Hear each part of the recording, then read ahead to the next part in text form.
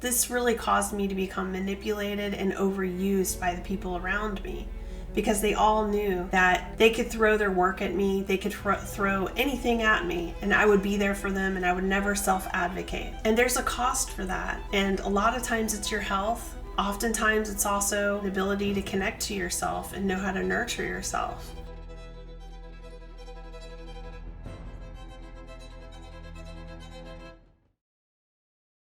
I used to have the disorder of perfectionism, which I developed as a survival tool from growing up in a very unstable, dysfunctional environment.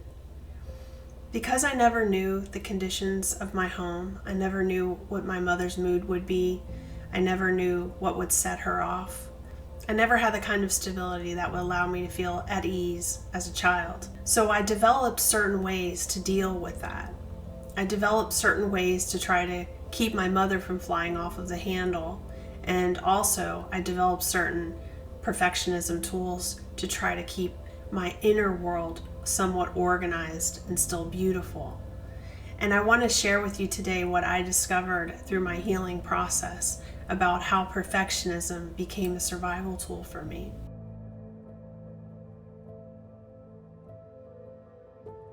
So in order to have the best outcome possible, I had to make sure that the environment was clean and beautiful, and there was nothing happening that would set my mother off. And in the end, that robbed me of my ability to really look at myself as a child and be able to live and play and grow and develop as a child naturally. Instead, I became hyper-focused on being the person that took care of the children, made the food, cleaned the house, did the landscaping, made sure everything, all the checks and boxes were done before my mother got home, for fear of her going crazy over anything. My mother was a very hyper-reactive person who would fly into a rage and get very physically abusive with us. She was known for keeping us up all night long, screaming at us, lecturing us, and really just a lot of insane chaos. So having no structure that allowed me to be at rest and at peace in my home really destroyed my ability to advocate for myself and to be in touch with the truth of what was happening to me.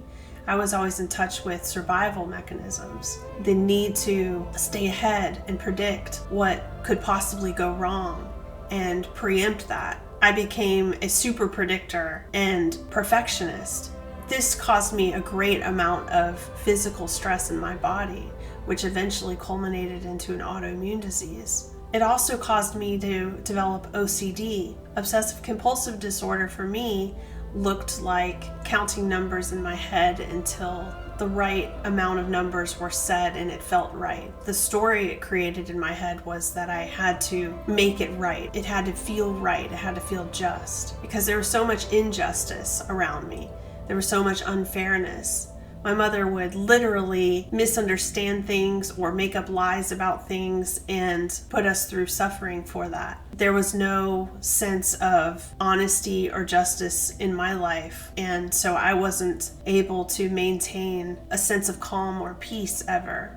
So perfectionism became a go-to tool for my survival. The only thing I had in my control was to make everything as perfect as possible. And this even extended into how I would keep the clothing in my closet, which wasn't very much, but I would literally color code all of my clothes, and I would sort them by the length of the sleeve, the length of the pant, sorted in a rainbow color, everything perfectly spaced apart. And I remember that my mom would make fun of me for this. She would go into my closet and ridicule me for it. But inside, that was the only place that I had that was my own, that I could feel a sense of beauty. Even though I didn't have nice clothes, they were used clothes from the thrift store, I would try to display them as if they were so beautiful. I think this was my way as a child to try to bring beauty back into my life and order back into my life, because there was so much chaos and dysfunction.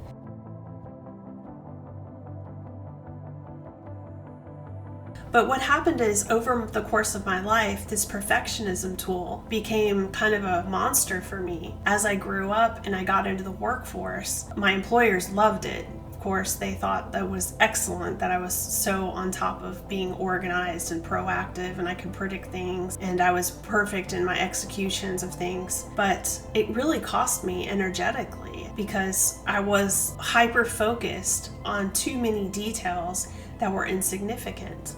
Perfectionism is really a survival tool, but it's not a healthy way to live, and it can cost you your health, and it can also cost you relationships because it can get in the way if someone else doesn't do something perfectly.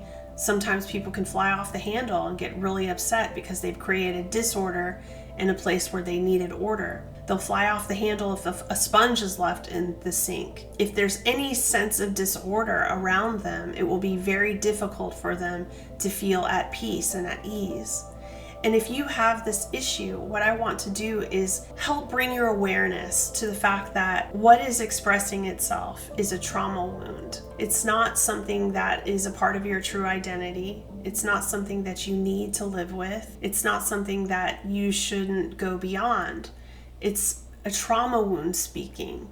And at a certain part in your life, you may have needed to hyper focus and hyper organize yourself that way in order to find some sense of beauty and organization amongst the emotional and psychological chaos you were surviving. But to continue living that way beyond the chaos creates more chaos and dysfunction.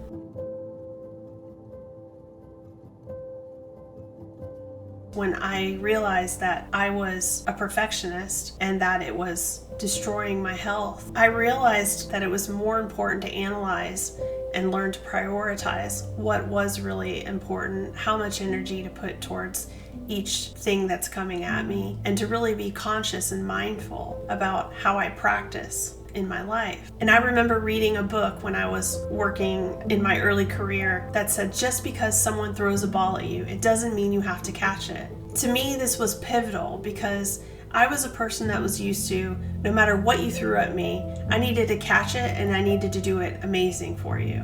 This really caused me to become manipulated and overused by the people around me because they all knew that they could throw their work at me, they could throw anything at me, and I would be there for them and I would never self-advocate. And there's a cost for that. And a lot of times it's your health.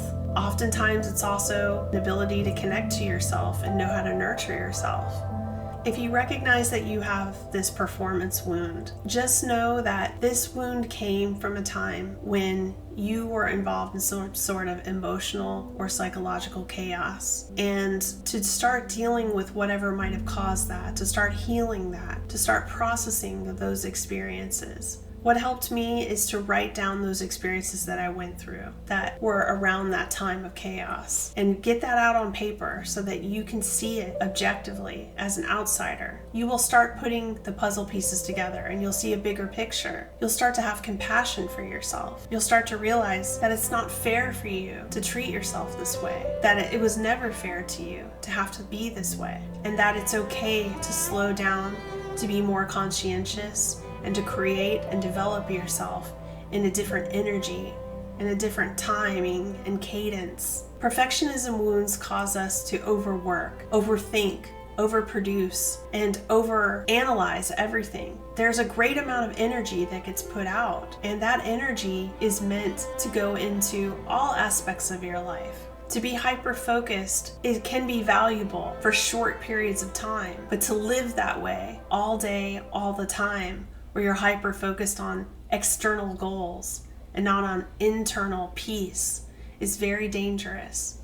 So I just wanted to support anybody who's feeling the burden of what it feels like to be a perfectionist. Oftentimes, we create an identity out of it. We're known for it, people applaud it and marvel at it, and it can sometimes feel really good when people acknowledge that you're so great at something.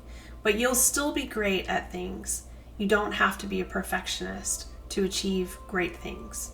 We can go past our traumas. We can heal those traumas, and we can love ourselves and realize that we are incredible multidimensional beings that have the ability to feel, sense, know, love, and grow.